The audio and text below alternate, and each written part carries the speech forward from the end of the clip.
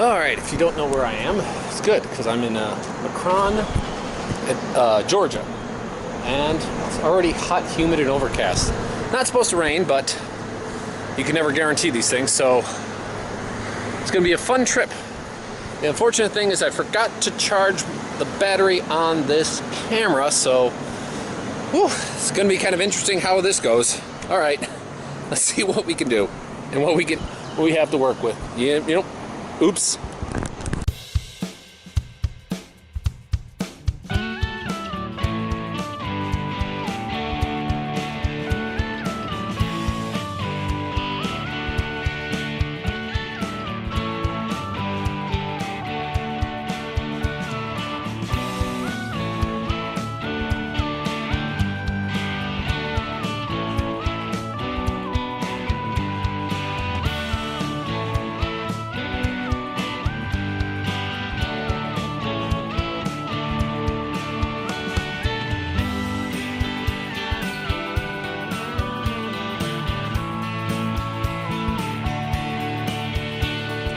Leaving from Macon, or I keep going to call it Macron because of the president of France. But leaving from it, you're heading up, and I decided to go around Atlanta just to avoid all the traffic or whatnot.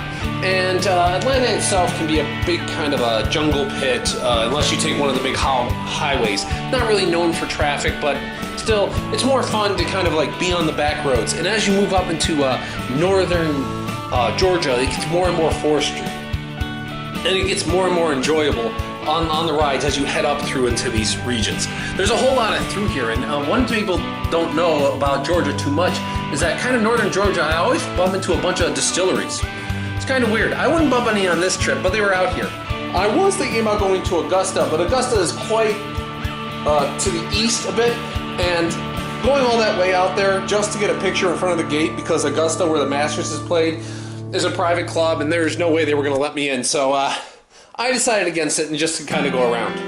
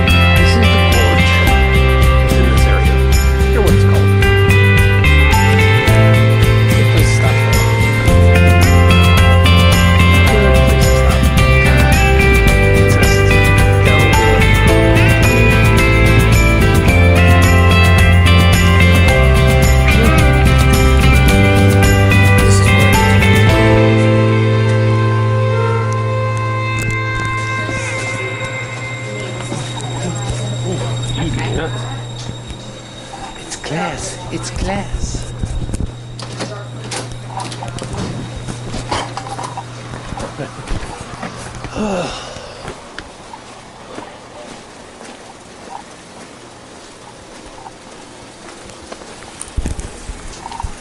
Tallahuya Point, the gorge. Okay.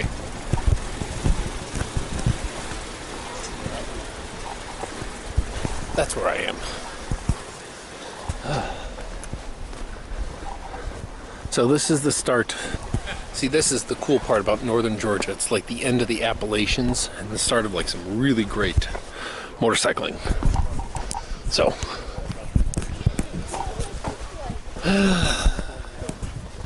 squiggly lines are good things.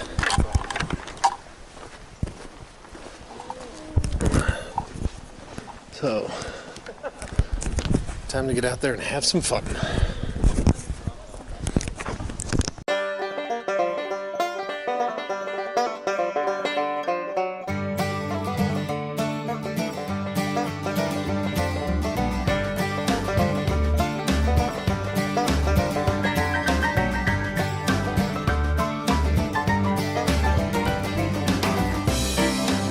Yeah, that's a gorge. I had a little stop there, a little something to drink, or just kind of rest and relax and look out all over the gorge. This whole area is kind of wooded, and it's the base of the Appalachian Trail. A lot of people know this as like, you know, this is the end of the Skyline Drive or the Blue Ridge Mountain, you know, the Smoky Mountains, if you will. And just kind of going up through them. This is the real base. There's a whole lot of fun to be had here, a whole lot of like off-roading, hiking, or whatnot. It's a real kind of wilderness area. I did, however, make a little bit of a mistake and thought the road I was going to be going on was a little bit narrower, but it ended up being like a 4-lane one instead of a 2-lane one. This is a little bit of the issue of I was out west for too long because I get used to how the maps are. And the maps out west, when you see a road this size, it'll be 2 lanes, but when you get to the East Coast, it can be a 4-lane one. It's just a kind of little knick-knack you kind of learn along the way that I should have remembered. If I got off on the 2 lanes, it would have been a whole lot more fun. The reason it is, I think, is because a lot of the Appalachian roads were built years and years and years ago. And as such, they didn't build through mountains or through the hills as much as they would have done in today's age. And especially because it was all hilly, you know, they obviously wouldn't build straight. So they get all the twists and turns, and you're in a very remote area. And kind of going up through it, I went really, really kind of close to a lot of different little areas, but I decided that I was going to stop at a town in North Carolina. It was called Asheville. Asheville is actually known to be kind of the craft brewing center of the United States because it has the most per capita of any city in the nation, and it really does. But just enjoying the whole time is that not only do you have the craft beer, Asheville is a huge stepping stone to the base of the Blue Ridge Mountain Trail. And I would take it, eventually. And it would be a whole lot of fun. But